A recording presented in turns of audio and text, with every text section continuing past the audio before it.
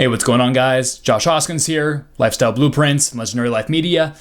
I'm really excited to bring this kind of revitalized show here to you. And for the first guest, I'm also really excited to bring on Brandon Torraco. He is the my other half for Legendary Life Media. He is a well-accomplished financial advisor, coach, planner, a huge wealth of knowledge when it comes to real estate, investing in assets, and everything else that we cover over on Legendary Life Media, and a lot of also what I talk about here on Lifestyle Blueprints as far as lifestyle and really building a life that's of your own design. So I'm really excited to kind of share the conversation that we had together. It's very insightful about all those topics. Dig into it now. Okay, so Brandon, welcome to the show. Yes, sir. It's been a pretty wild past couple of years. A lot that we've learned through putting Legendary together. A lot of things that we knew going into it. A lot of things we've learned up until now. But I wanted to ask you because I mean a lot of what kind of helped birth Legendary came from a lot of lived experiences that you've told me about, that you've had kind of coming through your wealth of different experiences and your background. Yeah. So I had some things I was kind of hoping to kind of glean from you as we go on, and feel free to like add in anything else that you think would be valuable. But I mean, you've done a lot of really interesting things as far as like studying how to like manage wealth, especially through assets like real estate. That's one of the biggest things that I think like a lot of people listening might want to hear about. But I'm kind of curious too, like overall, what would you say is something that you know about success in general now that you might have had the wrong idea about when you were younger? Like Sure. if you rewound however long back you want to rewind, like 10, 15, 20 years, what would you say is something that you believed about success then that now that you've been through all kinds of different trials and experienced probably a different mix of success and failure, what would you say is something that you now know about success that you might have had wrong back then? Yeah, that's a great question. I mean, yeah, so I have lived a very interesting life, I guess you could say. I was always very like passionate, interested, curious person. So like, I always wanted to know how things worked. And then, we have this kind of like innate drive that's based on our values and our voids, right? So like growing up, people have all different types of experiences, right? And that typically, like when you're young, it shapes your view of reality. It shapes your experience of life. And a lot of times there's something that I refer to as values and voids, which is that there's certain things in your life that you have a lot of, and then there's certain things in your life that you don't have a lot of, and that's what I would call the void. And the void is typically, for the average person, what drives their desire. It drives their motivation. And so for me, I guess to some degree, I had this void around money. And I don't know where it really came from. It's like I didn't grow up extremely poor, but my dad would talk about how he grew up poor. And so, when I was like 22 or so, I kind of like launched into this journey and started learning about real estate investing. And to be fair, I was around some very successful people. But I had this idea that, I'm going to be a multimillionaire. I'm going to retire by the time I'm 30, right? And in all practicality, if I know what I knew now back then, I probably would have done it. But you can't really fake the journey to wealth, because if I could distill it down to like, what's the one thing that I had wrong, is that it was easy, and that I could do it better than anyone else, i.e. that it would come quickly if I just did the right things. And, you'll probably hear this from all sorts of entrepreneurs or people who've become wealthy, that, essentially it's the process of who you become, or it's who you become in the process of like obtaining wealth. Right. It's and I feel like that's completely true, because you can often tell the difference between someone who came into their wealth through some kind of journey that required some level of self-actualization or some level of deep development and transformation, and someone who comes upon wealth in some other way that is not, just doesn't have that dynamic going on. Yeah.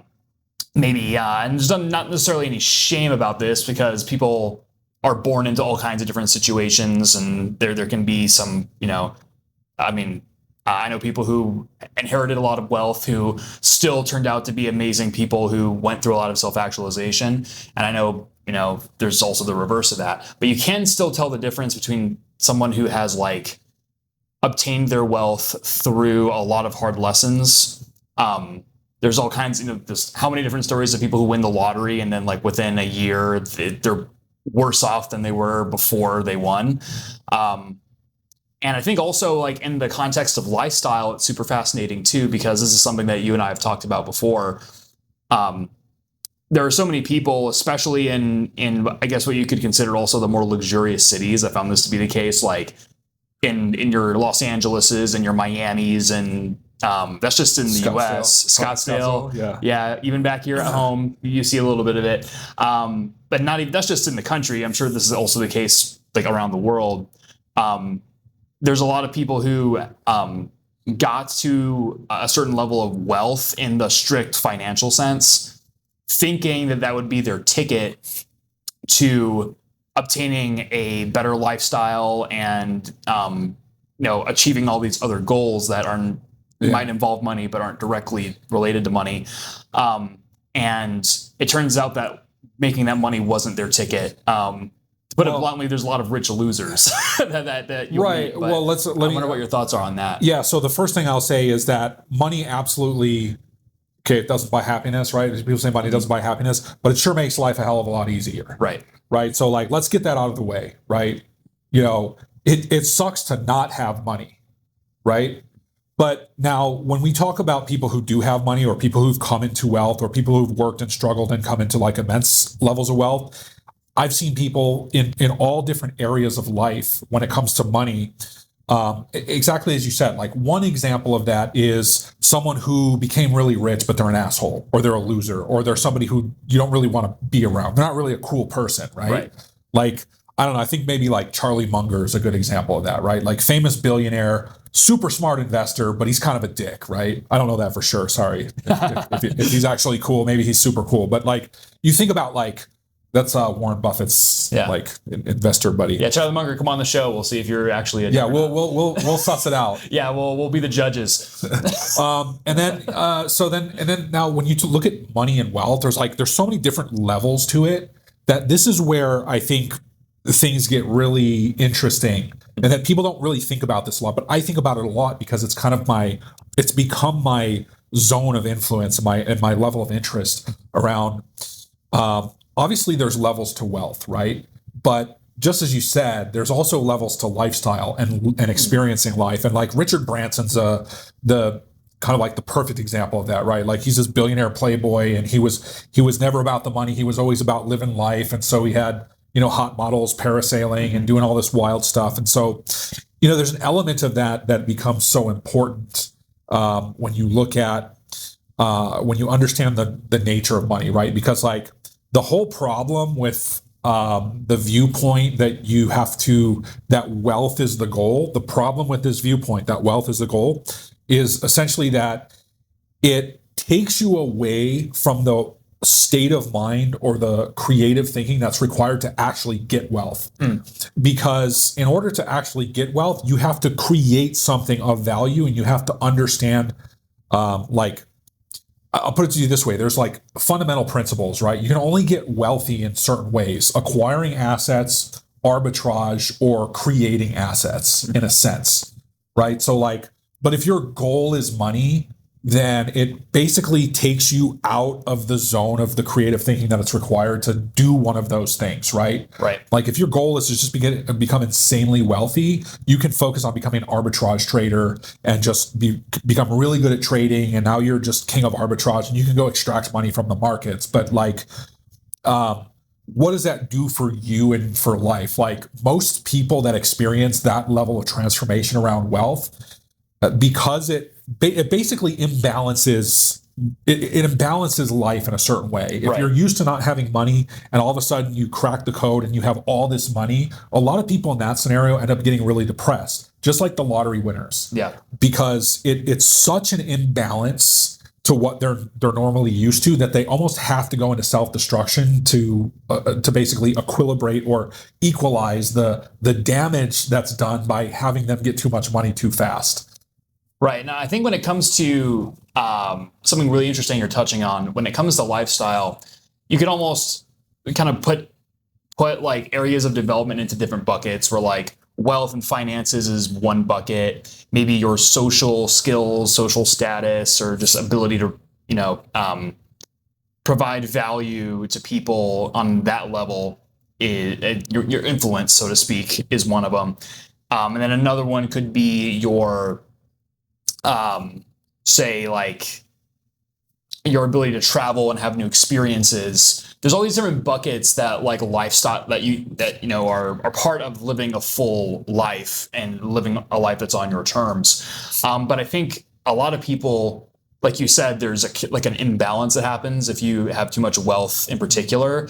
I think a lot of people, especially I think as a result of our modern culture and a lot of the way that wealth is depicted in kind of made into a fantasy, a lot of people are tricked into thinking that if they just go all in on the wealth bucket, that the rising tide will lift all ships. Right. When in fact it doesn't. It's not. Or it can to a degree, like you said, like money does make life easier. It doesn't mean that the tide doesn't come up at all, but it might not come up to the level that you're expecting. And then when you have this deficit of like, okay, I've made all this money, but I have no social life. My relationships suck. I still feel like a loser if I have to do anything where status isn't totally dependent on my money. I kind of have a catchphrase at this point, which is you don't have to pay for VIP if you're actually important.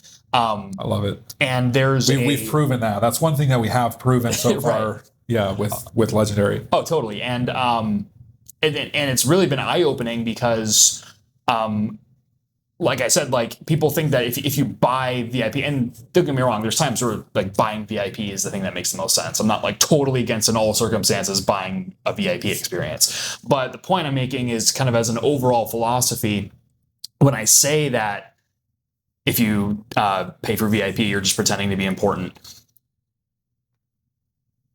A lot of people will basically make their entire lifestyle buying VIP experiences, thinking that makes them actually an important person.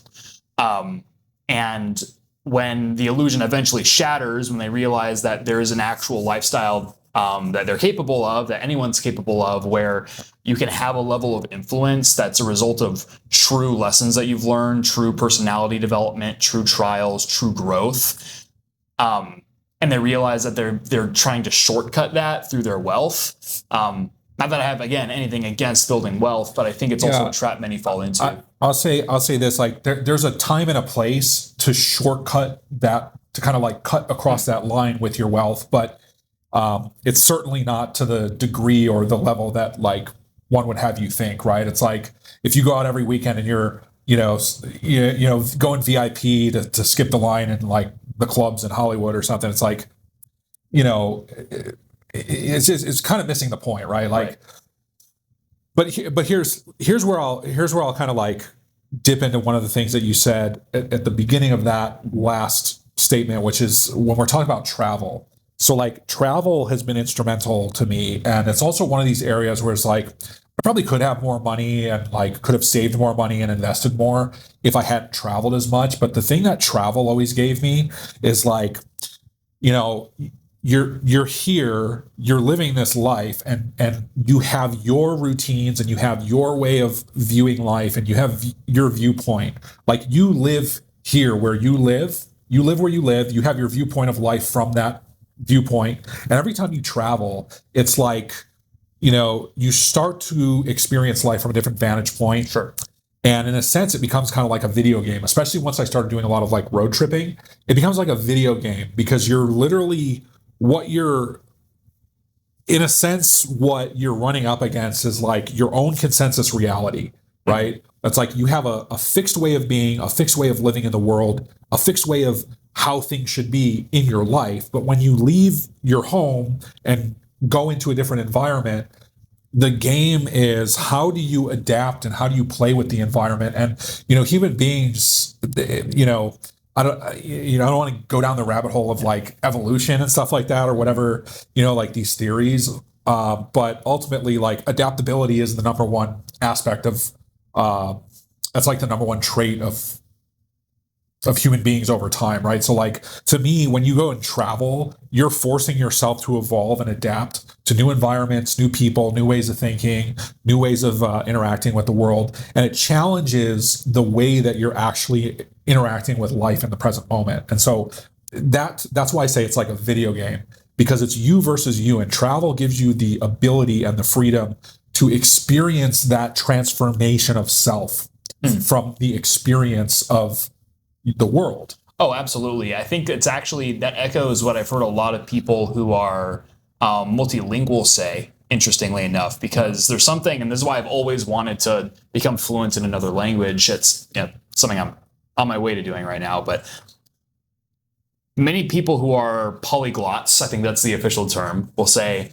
that when you learn a new language, one of the things that happens is you actually realize how much of your mind is formed on the basis of language. And when you learn especially if it's an entirely new language, like it's really the case with any language, but if you've been an English speaker your whole life, and then you learn a language that's almost completely different, like Mandarin or maybe like some other like inherently different language that comes from an entirely different root.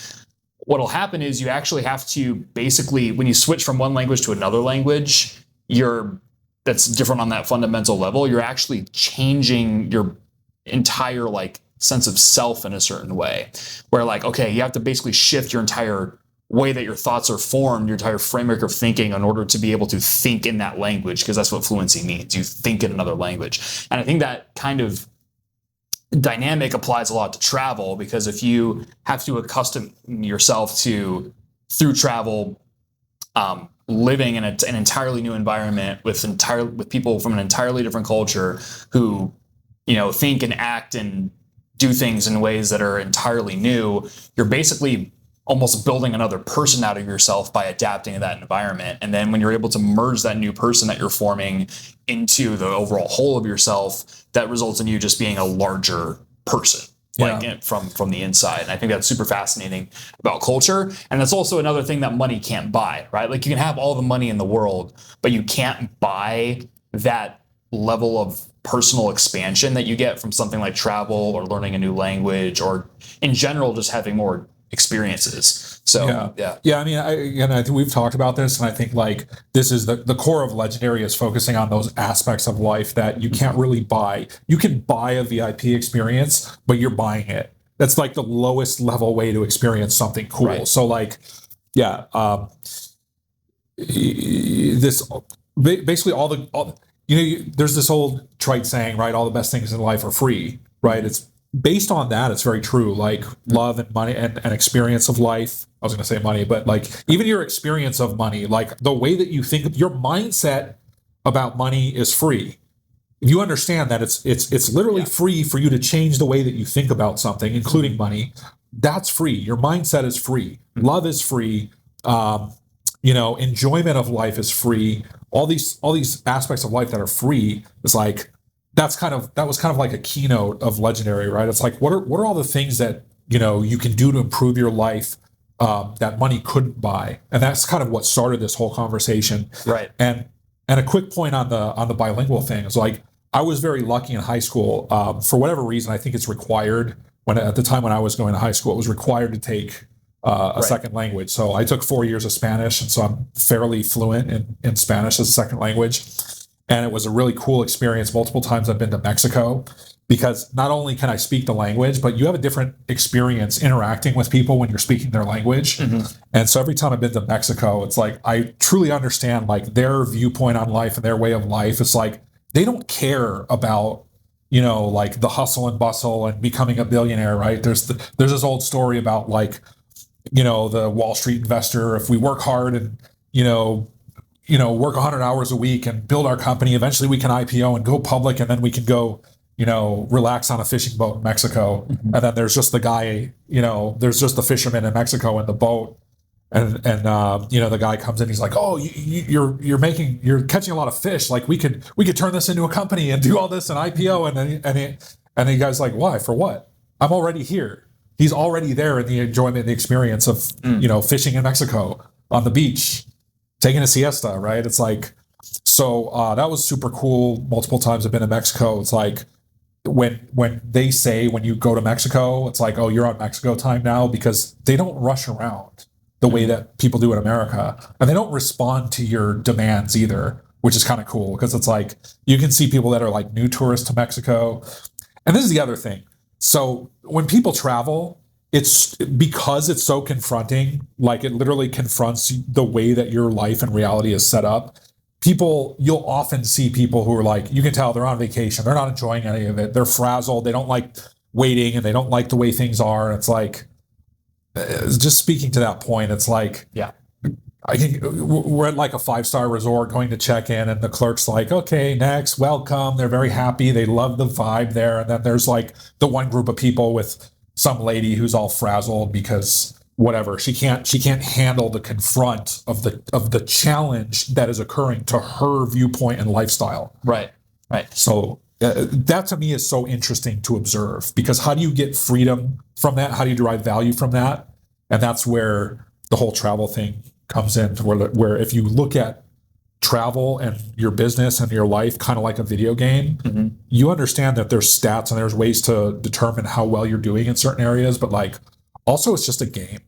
Like the biggest thing, probably the biggest thing, that going back to your original question, what would I tell myself that I learned from when I was younger? Stop taking it so seriously. Okay, so I had this experience. I'm always like analyzing things that happen in my environment, especially when traveling, because it's so interesting, because you're purposefully looking at life from a different angle, or you're like as you travel, you're asking life to show you things from a different vantage point, you know? And so I was thinking about this today. I was like, I saw this guy coming out of a gas station. It just like, it's like I could see, because I was driving, so I was like, stop at the gas station. I see this guy and I'm like, dude, this guy's doing everything possible to like chase the clock at his own expense. Like, and anytime I see something or see someone doing something and it feels like a judgment, I ask myself where I've done it, because that's the most enlightened way to approach it. Like if you're judging somebody else and not looking at how it applies to you, it's just like, it just becomes an imbalanced perspective that basically distorts your concept of reality. So I started looking at that. I'm like, okay, where have I done that? I was like, yeah, I think I've spent a lot of time like chasing money, where I would forego my own health, or I would like compromise my health, or I would compromise something about myself that got me to this point where I was like, you know, I was no longer in control of my health for a while. And it's just so interesting because you see it all the time. It's like people will literally drive themselves insane playing the game of work to get their paycheck.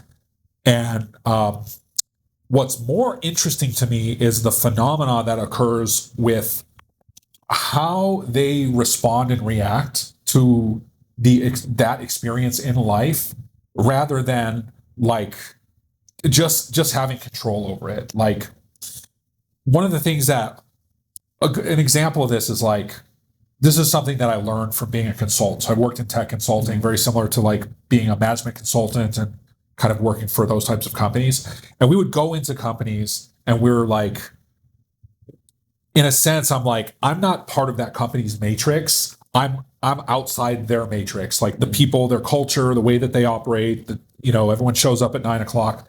I'm outside that matrix. I live in my own matrix, which is the deliverables, right? So, which is like this buzzword, right? Right. But the interesting thing about that is that I can basically go in and see where people are stuck in the matrix and realize that I don't have to operate that way. So, anyways, going back to the guy at the gas station, it's like I could tell this guy he's like rushing. I could tell he hasn't taken care of his health because he's just prioritizing getting that buck, making a buck, right? And this is like a really deep lesson on money too, because money to a poor person is a pendulum that really starts to suck you in to its force, right? It's a control mechanism, right? The reason that the bottom 50%, in America at least, like have less than like, I think it's like the bottom 10% of all money and all capital is like allocated to like the bottom 50%. And so it dictates everything for people. When you're poor, you don't have money, or like you're totally at effect to the pendulum of money, which is like you I can't do this, I can't go out, I can't spend money on food, I can't go hang out with my friends, like I literally have no option except to like waste away for weeks at a time and just wake up and punch the clock so I can get my paycheck, so that I can pay the bills, so that I can, just be subservient to the system. If you look at and understand that, like, that is the nature of life and that is the nature of money, because if there wasn't a side to money, now this is a key, this is one side to the money pendulum. If that side of the money pendulum didn't exist, then nothing around money would really work, right? Like, so there has to be scarcity, there has to be this demand for money to have value, but the average person, like, literally will, kill themselves just to pay their bills. And it's like, if you start to look at that, it's like we have this demand and necessity to do so. We have responsibilities. We have to pay our bills. We have these responsibilities around money, but everyone knows that, like, I hate to bring up a generality, but it's like everyone knows that it doesn't make any sense to sacrifice your health to become a little bit more rich. It doesn't make sense to to become so isolated and depressed just so that you can get a little bit more rich. Like, right. it becomes its own, like, in a sense that, like, the poor person's view of money getting becomes this, like, basically this like hamster wheel of doom, right? And then it's a self-fulfilling prophecy, because then it's like, it creates this, like, hatred towards rich and successful people. It creates this, like, animosity, and a lot of that's born out of a lack of understanding. Right. So we kind of touched on a part of this, but, like, the Millionaire Mind Intensive, based on The Secrets of the Millionaire Mind, which is a book written by T. Harv Eker, talks about this concept of the money blueprint. And it's like a thermostat, right? It's like somebody who doesn't understand money has a really low setting on their thermostat. So it's like they can make a little bit of money and then they'll spend it, it'll be gone, and they'll be on that hamster wheel of doom that we talked about, right? So it's like the only way to really change that, the first step, at least, in the way to changing your situation financially, is looking at the base layer of your beliefs and understanding of money and the system and that pendulum of money as a whole. Because if you're on the wrong side of the pendulum, and I'm not saying it's bad. Like, there's many multimillionaires and self-made millionaires started there. I was there. Right? And that's what always motivated me to the values and void thing. Get out of that somehow, because for so many years, I wasted so much time just getting the dopamine check of the dopamine hit of getting the check, paying the bills, and on to the next one. And my life just, like, flew by. I look back now, it's been about 20 years since I started my journey. And, the one thing that I can say now, being a multimillionaire, but from back in the day, like, having literally nothing, I was literally in such a fucked up situation. Like, I have credit card charge-offs. I had I remember one week specifically when I had $20 in my bank account, and it had to last. It had to last me a week and a half, and I'll never forget this because I'm like, fine, whatever. I can stretch it. I can do it. I can survive anything. Like, no problem. But my credit was shot. I had to learn all these lessons around, bad investments and I was just like, even then it's frustrating, right? Because it's like, I feel like I've been doing things right, but I'm not surviving, or I'm just on that hamster wheel of doom. And then I would just always study. I always just wanted to know. I'm like, what can I know about money? What can I think about money differently? What can I do differently? And I went to a DeMartini seminar. Actually, it was a free like talk he was doing at this like New Age church. And I was like, yeah, I like DeMartini from, I was like a fan of The Secret back in the day. And I'll never forget, because it was like a conscious money seminar thing. And he's like, if you only do one thing, find a way to pay yourself first, like your whole paradigm starts to shift. Right. And I remember I was like, I got my next paycheck. I had the $20 in the bank account thing. And I'm like, you know what? Yeah, I can put $50 away. I can put $100 away. How much can I put away into a separate account? And that started to snowball. And literally within, it was like 6 months to a year, maybe a little bit longer, I got to the point where I was like saving almost $1,000 a month. And from the point where I started, it seemed completely impossible. Like, it's like, there's no way this is going to happen, but like, it'd be cool if I could save like $1,000 a month. And then setting up all the structures, and like when you get into the nuance of wealth, there's so many things to learn. Your pre-tax savings and putting money away and stuff. Yeah. But what I love what you're doing there is you're because something that was really impactful for me, and I think is something that you're touching on here, is when you're trying to make wealth a normal part of your lifestyle, like you're trying to make your ability to build wealth and maintain wealth. I think a lot of people confuse that with just making money or like getting rich. But there's actually two skill sets that go into becoming a wealthy person. And people think that it's just one, but there's actually two distinct skill sets. One skill set is making money, it's getting rich. The other skill set is not being poor. And there's a completely different set of skills that goes into getting rich than not being poor. And I think a lot of people will like think that wealth is just this one monolithic thing of like, okay, like I'm going to figure out how to like start a business or get into real estate or become a better salesperson.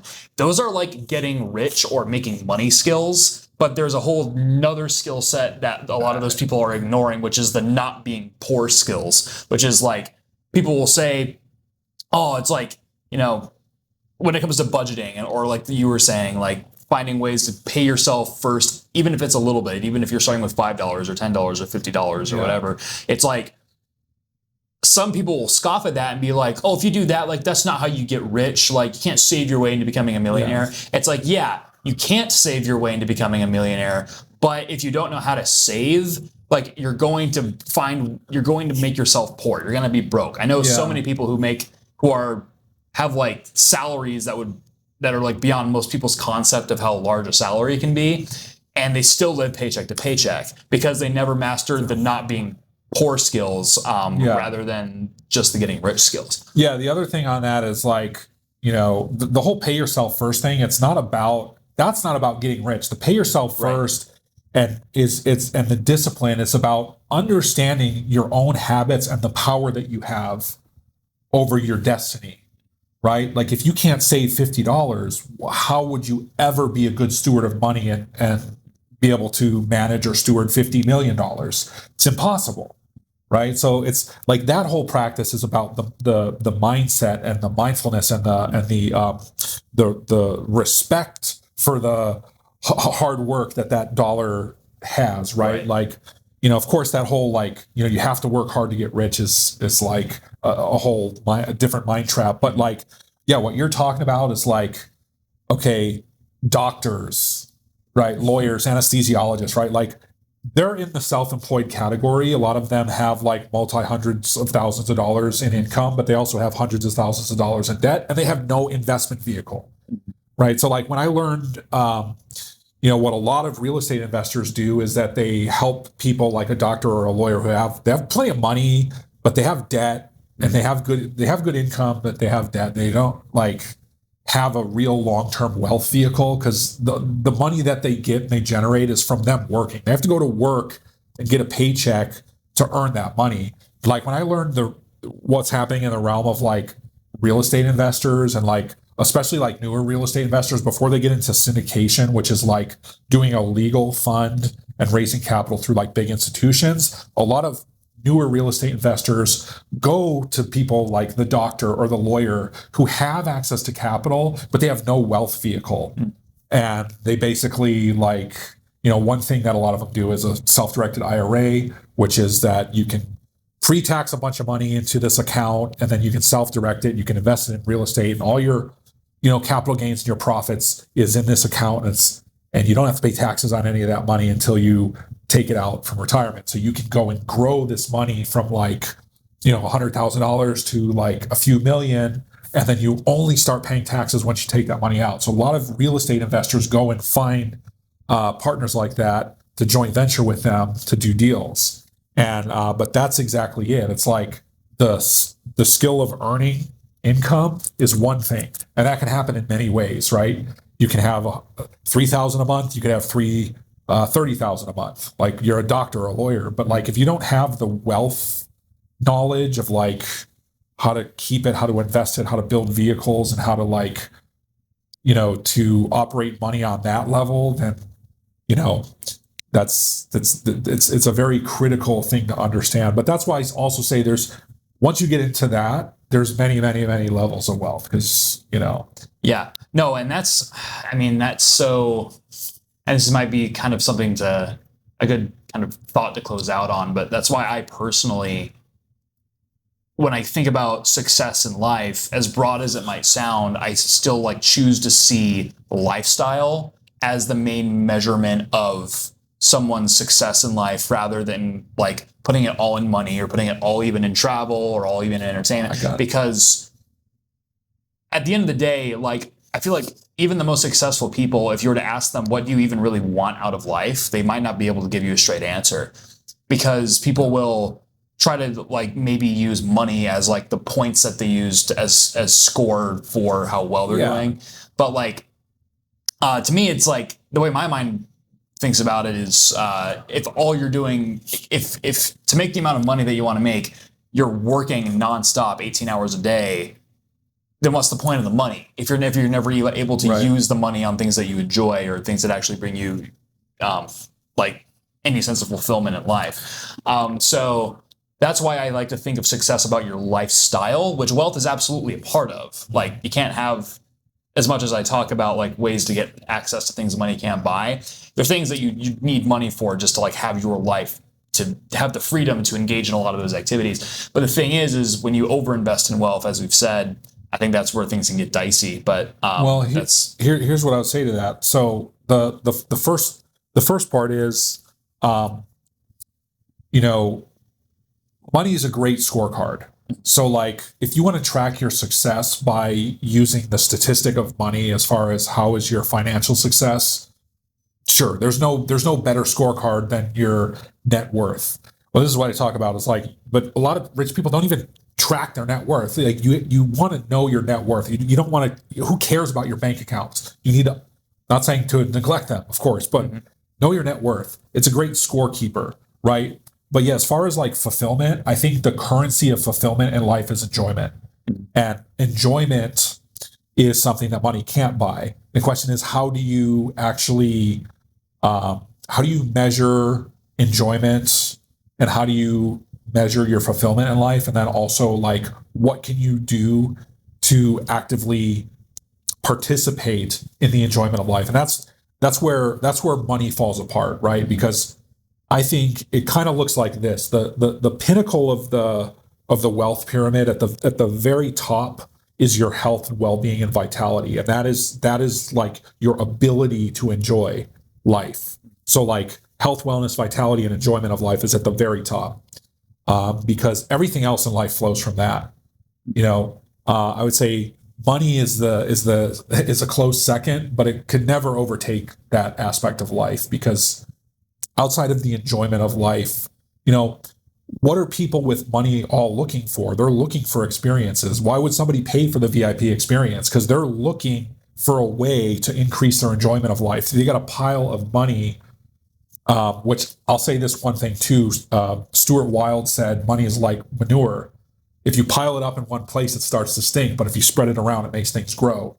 So for the person that has this just pile of money and no enjoyment of life, if they were to invest in VIP experiences, if they were to invest in education, if they were to invest in understanding themselves in these ways that they can start to realize where they've inhibited their own enjoyment of life, and then they can start to approach life from a different way, which is why I always encourage people to go to events, to buy coaching, go to experiences. Don't hold back on investing in yourself. You know what I mean? Right. And that's kind of the basis of Legendary, right? It's like, what kind of experiences can we create that fit that category of, enjoyment of life? And it's also something that money can't really buy. Maybe in some cases, it's something you could buy vicariously by investing in a VIP experience. But ultimately, what does life look like for people who have found out how to live it on their terms? And that's true enjoyment and fulfillment of life. Awesome. Well, yeah, this has been a really awesome conversation. Appreciate it, Brandon. I really love how we're really able to tie together wealth is clearly a key important of your life, but understanding how it is one piece of a larger puzzle that if you are willing to expand yourself to get a full grasp of and how it relates to your life, it can actually be the kind of thing that makes your life really of your own design. I would, beyond just that, but I would say one thing to kind of close it out too is that we've developed, in a sense, at least from our philosophy, like the philosophy behind Legendary Life Media and everything that we've created so far, we've kind of developed these areas. There's 8 distinct areas, at least from our point of view, under the philosophy of Legendary, that matter, that are really the key drivers of that enjoyment and experience of life. And if you want to know what they are, I'll have Josh link it at the bottom of the video, and we'll have a free download for you, so you can look at. These are the 8 primary drivers from our philosophy around what actually makes your life legendary beyond just money. Of course, finance and money is one aspect of it, but it's one of many others. So, and that'll bring radical clarity to your ability to audit your life and look at, where do I want to make improvements and changes so that I can go from, whether you already have money or not, it's whether you can go, how you can go from kind of unsatisfied or unfulfilled in any of those areas to living a more fulfilled life.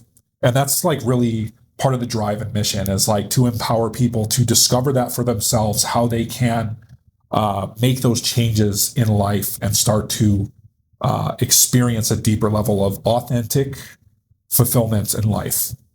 Awesome. Great. Yeah. Well, thank you. Appreciate it. Yes, sir. Boom.